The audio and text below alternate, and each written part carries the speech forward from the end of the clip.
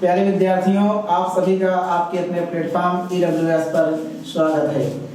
जैसा कि मैंने बताया था, कल से ही आपकी हिंदी की पहली कक्षा होनी थी, लेकिन कल कुछ अध्यापक आने की वजह से मैंने उस कक्षा को नहीं सुचारू रूप से प्राप्त करा और आज पहली कक्षा हिंदी वर्णमाला की मैं प्रारंभ करने चल रहा हूँ। आपके देखिए, हिंदी वर्णमाला अगर मैं पढ़ाऊंगा ना तो एक हफ्ते से ज्यादा का समय लगता है, लेकिन आपके क्लास 10th में जितना सिलेबस है उस सिलेबस के हिसाब से आपको पढ़ना है, क्योंकि आपके पास महज 103 दिन का समय बचा हुआ है। हमारे ख्याल से बहुत ज्यादा नहीं होगा, आप 6 सिलेबस में आपको 6 से डिवाइड करेंगे ना, तो जहां तक है एक दिन में आपको 8 टॉपिक पढ़ने होंगे। ठीक है, तो आइए हम आज से प्रारंभ करते हैं हिंदी वर्णमाला।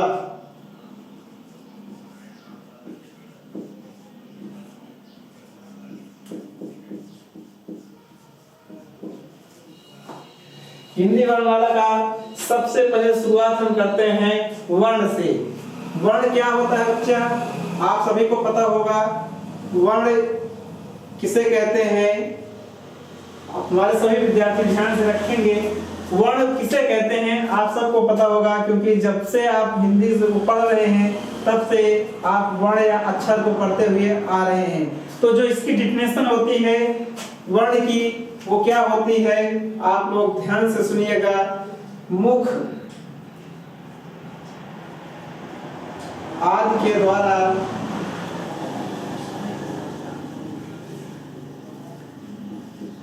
उच्चारित ध्वनि को ही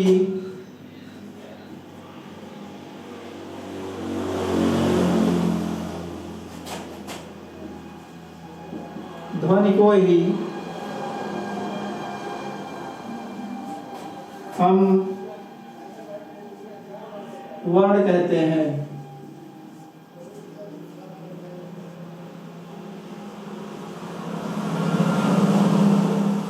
अब वर्ण किसे कहते हैं, मुख आदि के द्वारा उच्चारित ध्वनि को ही हम वर्ण कहते हैं। अब बात आती है वर्ण के प्रकार। हिंदी में हमारे कितने प्रकार के वर्ण होते हैं, तो वर्ण के हमारे प्रकार में वर्ण के 2 प्रकार होते हैं। हेडिंग आप डालिएगा, वर्ण के प्रकार। तो वर्ण के प्रकार में आप देखेंगे कि वर्ण के प्रकार में 2 प्रकार के होते हैं। 2 प्रकार के वर्ण होते हैं। 2 प्रकार के वर्ण होते हैं। पहला होता है क्या, नंबर 1 स्वर और नंबर 2 व्यंजन। अब यहां से हम स्वर के बारे में पढ़ेंगे, तो हेडिंग डालिएगा बच्चा आप लोग। पहला, स्वर किसे कहते हैं। स्वर वह स्वतंत्र ध्वनियां, परिभाषा लिखिएगा आप लोग। वह स्वतंत्र ध्वनियां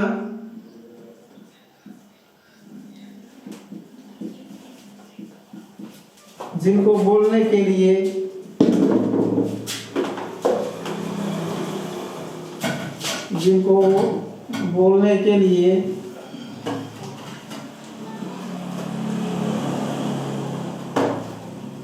किसी अन्य ध्वनि की सहायता नहीं लेनी पड़ती।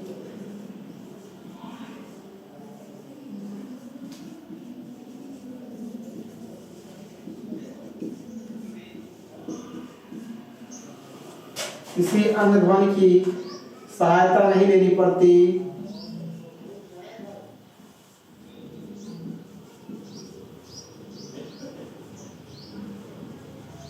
नहीं लेनी पड़ती।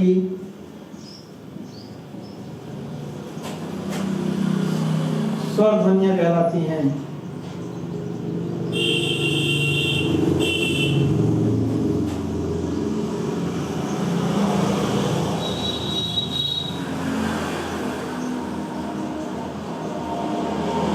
स्वर ध्वनियां कहलाती हैं। कुल स्वरों की संख्या, ऐसे नोट डालकर आप लिखिएगा, कुल स्वरों की संख्या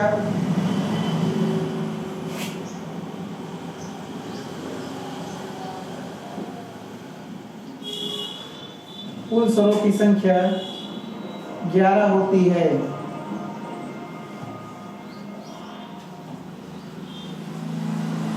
कुल स्वरों की संख्या 11 होती है।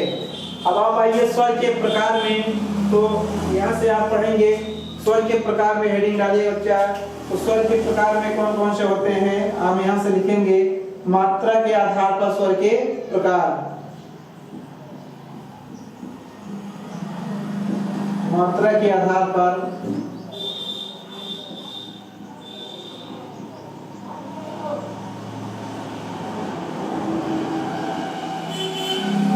स्वर के प्रकार। दो प्रकार होते हैं बच्चा।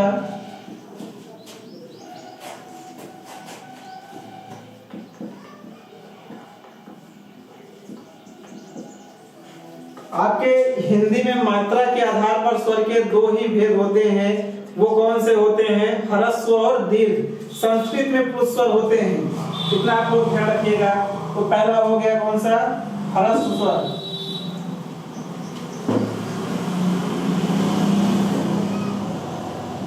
आपका पहला ह्रस्व स्वर हो गया, और दूसरा क्या हो गया? दीर्घ स्वर।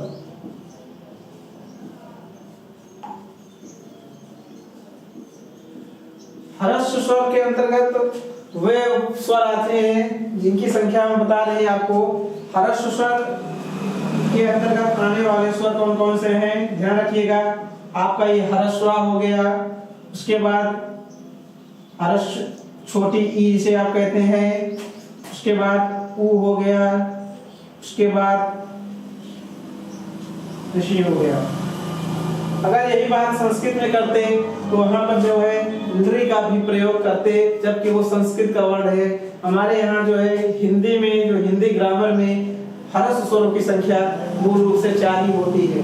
अब दीर्घ स्वर की बात आती है तो हिंदी में दीर्घ स्वरों की संख्या कुल 7 है। कौन कौन से हैं आइएगा आप देखते हैं यहाँ पर। वो है दीर्घ आ, उसके बाद दीर्घ ई, उसके बाद दीर्घ ऊ, उसके बाद ए, फिर ए, फिर ओ,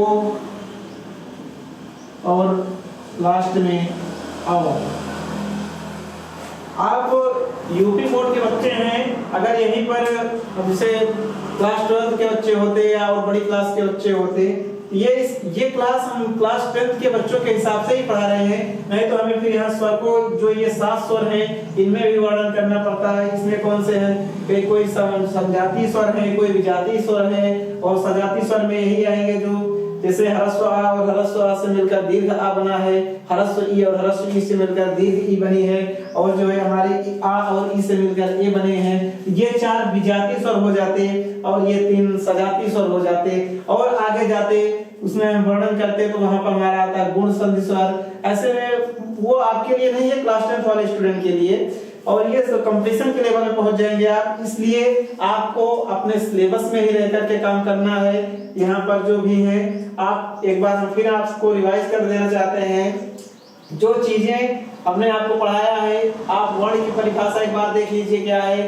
मुख आदि के द्वारा उच्चारित ध्वनि को ही हम वर्ण कहते हैं। वर्ण के प्रकार में आप एक बार देखेंगे, वर्ण के 2 प्रकार होते हैं। पहला स्वर होता है, दूसरा व्यंजन होते हैं। अब स्वर को आप अभी तो एक हमने मात्रा के आधार पर बताया है आपको। अब इसके बाद स्वर का डिवाइड हम करेंगे जब, तो मात्रा के आधार पर स्वर के भेद, उसके बाद ओष्ठ के आधार पर, फिर मुख आकृति के आधार पर, फिर जीवा के आधार पर, मतलब बहुत सारे ऐसे हैं। आपको वहां पर नहीं जाना है, आपको अपने सिलेबस में ही रहना है, क्योंकि आप इतनी बड़ी क्लास के स्टूडेंट नहीं हो, आप क्लास 10 के स्टूडेंट हो। उस हिसाब से आपको पढ़ना है। पढ़ाने के लिए हम लोग यहाँ पर बहुत अच्छे से सब कुछ देख करके आपका सिलेबस आपके टॉपिक के अकॉर्डिंग ही चल रहे हैं। इसलिए यहाँ पर हम आप में बस स्वर का इतना सा वर्णन है, इतना पढ़िएगा क्लास 10 के स्टूडेंट जो भी हैं। अब इसको हम इरेज करते हैं, उसके बाद आते हैं हम नेक्स्ट व्यंजन पर।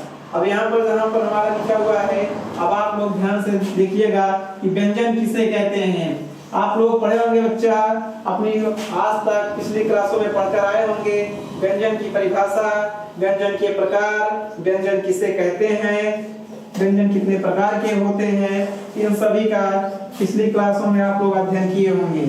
और आइएगा फिर से हम आप सभी को एक बार व्यंजन के बारे में यहाँ पर हम आप सभी को बताते हैं कि व्यंजन किसे कहते हैं। आप हेडिंग डाल लीजिएगा बच्चों, व्यंजन। व्यंजन किसे कहते हैं पर इसकी परिभाषा लिखिए आप। परिभाषा में आप लिखेंगे कि वह परतंत्र ध्वनियां परिभाषा किसी भी प्रकार से दी जा सकती है। ऐसा नहीं है कि एक ही परिभाषा है, बहुत सारी परिभाषाएं हैं। हम बता रहे हैं आपको, वह परतंत्र ध्वनियां जिनको बोलने के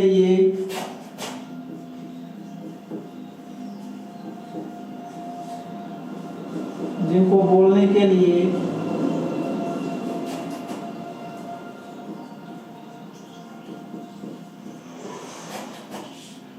हमें स्वर की सहायता लेनी पड़ती है।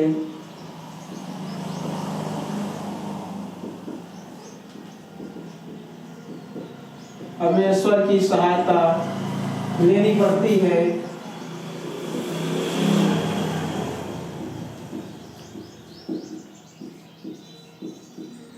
व्यंजन ध्वनियां कहलाती हैं।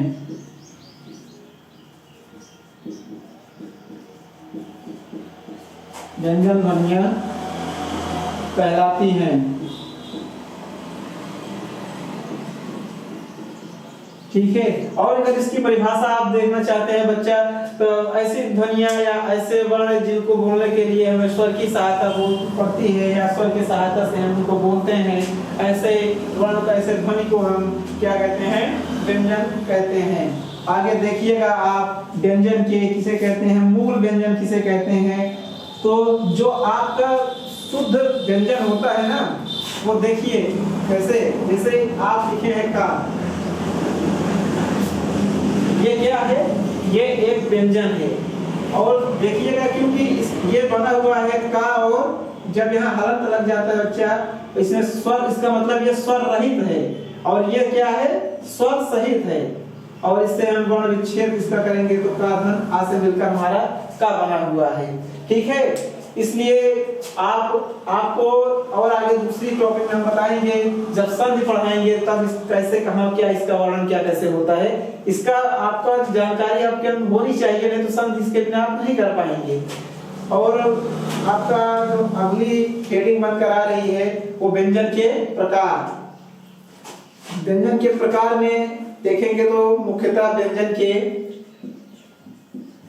व्यंजन के प्रकार 4 प्रकार के होते हैं।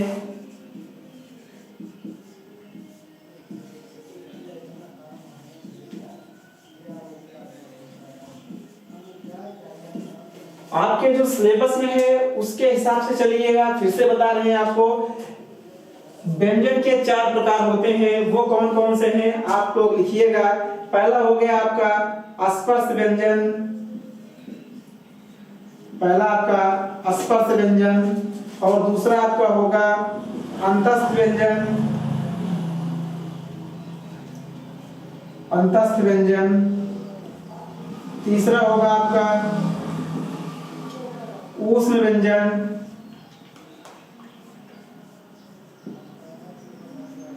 और चौथा होगा बच्चा आपका संयुक्त व्यंजन।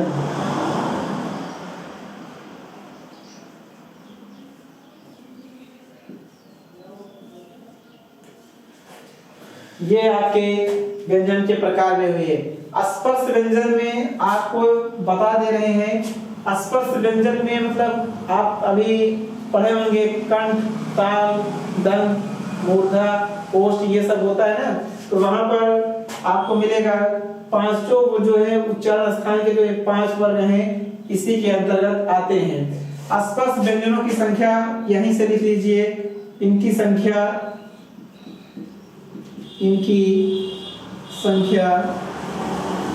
25 होती है।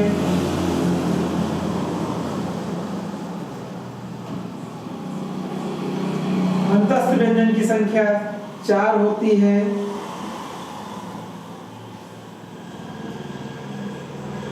ऊष्म व्यंजन की संख्या 4 होती है और संयुक्त व्यंजन की संख्या 4 होती है। अब हम एक एक करके पढ़ेंगे। स्पर्श व्यंजन क्या है, अंतस्थ व्यंजन क्या है, ऊष्म व्यंजन क्या है और संयुक्त व्यंजन क्या है। इस हिसाब से हेडिंग डालिएगा आप लोग स्पर्श व्यंजन। पहली हेडिंग यहाँ पर क्या होगी, स्पर्श व्यंजन। स्पर्श व्यंजन में हेडिंग डालिएगा आप लोग और लिखिएगा पहला स्पर्श व्यंजन।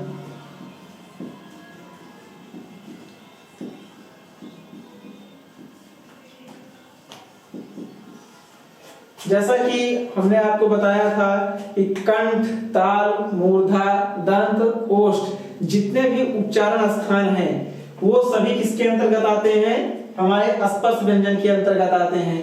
तो जो इसके जब इसके अंतर्गत आएंगे, जब हम बोलेंगे तो यानी कि इसकी परिभाषा क्या बनकर आई है, इसकी परिभाषा बनकर ये आ रही है कि हमारे वह ध्वनियां जो हमारे कंठ, ताल, मूर्धा, दंत, ओष्ठ यानी कि मुख के सभी अंगों को स्पर्श करके हुए निकलती हैं, उसे ही हम स्पर्श ध्वनियां कहते हैं या स्पर्श व्यंजन कहते हैं। स्पर्श व्यंजन के प्रकार में आप कितने प्रकार के होते हैं, स्पर्श व्यंजन में 5 वर्ग आते हैं, कंठ, ताल, मूर्धा, दंत और ओष्ठ। यहाँ से आप स्पर्श व्यंजन लिखिएगा कौन कौन से होते हैं। एक प्रकार पहले लिखिए कंठ, दूसरा आपका हो गया ताल, तीसरा आपका हो गया मूर्धा, चौथा आपका दंत,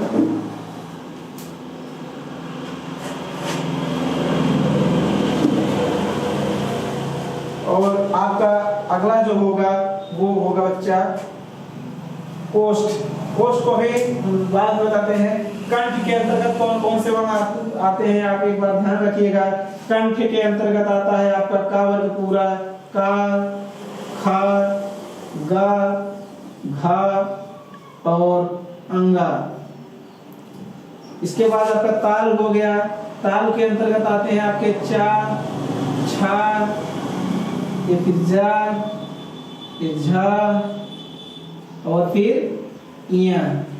और उसके बाद मूर्धा के अंतर्गत आते हैं ता, ठा, डा, ढा, अड़ा। फिर आपके दंत के अंतर्गत आते हैं ता, फिर था, दा, धा और फिर ना। आपका जो बचा हुआ है एक कंठ, ताल, मूर्धा, दंत और 5वां जो आपका होगा वो होगा क्या, ओष्ठ। ओष्ठ लिखिएगा यहां से। ओष्ठ के अंतर्गत कौन कौन कौन आते हैं, पा, फा, बा, भा, मा, ये हो गए। और बाकी उच्चारण स्थान के आधार पर जाएंगे तो हिंदी में 7 उच्चारण स्थान होते हैं। वो कौन कौन से, आपने 5 देखा। ये हो गया आपका पहला, ये हो गया कंठ, पहला कंठ, दूसरा ताल, तीसरा मूर्धा, चौथा दंत और 5वां ओष्ठ। जब उच्चारण स्थान के आधार पर व्यंजन के प्रकार पूछेगा तो अब हिंदी में आपके उच्चारण स्थान 7 होते हैं। 5 ये हो गए और जो छठा होगा वो हम बता रहे हैं और 7वां जो होगा उसको लिखेंगे नहीं, बता दे रहे हैं, वैसे सुन लीजिएगा, नहीं तो आप लोग कंफ्यूज हो जाएंगे। आप 5 के बारे में जानते रहिएगा। पहला जो है छठा हो जाएगा आपका वकारस्य दंतोष्ठम। जो वाव है ना, इसका उच्चारण स्थान छठा होगा आपका दंत और ओष्ठ। ठीक है, वकारस्य दंत ओष्ठम। आपने वैसे यही तक समझिएगा, नहीं तो आप लोग कंफ्यूज हो जाएंगे। मेरे ख्याल से वहां तक नहीं जाना है, जो आपके सिलेबस में है वहीं तक रहिएगा, वहीं तक सीमित रहिएगा बच्चा। आज हमने इतना स्पर्श व्यंजन के बारे में ही जिक्र किया है। हमारे ख्याल से पहली वीडियो है, इतना ज्यादा हम इसको नहीं खींचना चाहेंगे। आप लोग इसको देखिएगा, जो भी कैसे भी अगर लगा मुझे कि ड्यूरेशन कितनी है, इसको और बढ़ाना चाहिए। हम आपके बीच में आकर और ज़्यादा उसको बढ़ाएंगे, समय को और अधिक खींचेंगे, और जो भी क्लियरेंस है पहले वीडियो में हम इसको देखेंगे कि इसमें क्या कमियां हैं, मतलब कितना क्लियरेंस दिखाई पड़ रहा है, क्वालिटी कैसी है। उसके बाद कल की वीडियो और लंबी आपको खींचेंगे। तब तक के लिए आप सभी प्यारे बच्चों का हम धन्यवाद करते हैं, आभार करते हैं, और आपकी कक्षाएं हम उम्मीद करते हैं कि सुचारू रूप से निश्चित डेली चलेंगी। आप सभी को इसके लिए मैं धन्यवाद देना चाहता हूँ। बहुत बहुत आभार।